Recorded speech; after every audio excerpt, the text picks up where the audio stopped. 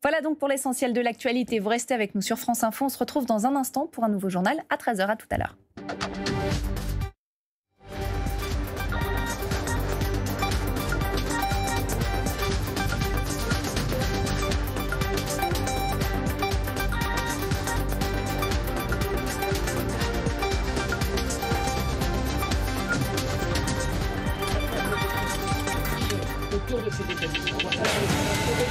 L'économie se réveille doucement, c'est une déclaration sur France Info de Bruno Le Maire. Il détaillera un plan pour le soutien au secteur aéronautique avant le 1er juillet.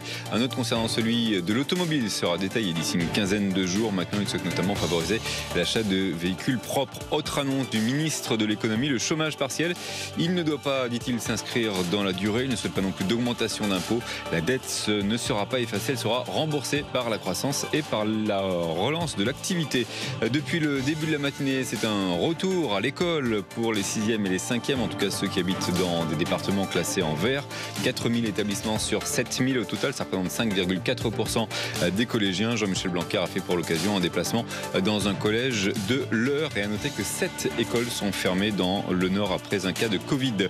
Dans ce contexte, on apprend également que le taux d'occupation des établissements pénitentiaires est passé sous une barre symbolique, celle des 100%. Il est à 97%. En clair, cela signifie qu'il y a plus de places que de détenus.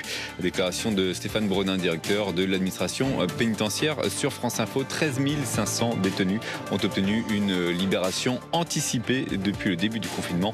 La surpopulation reste toutefois importante dans certaines maisons d'arrêt. Et puis dans le reste de l'actualité, sachez que plusieurs anciens assistants parlementaires de la députée LREM Laetitia Avia vont porter plainte pour harcèlement moral contre elle. Une enquête de Mediapart faisait état de relations de travail teintées de harcèlement, de sexisme ou bien encore de racisme. France Info. Et tout est plus clair.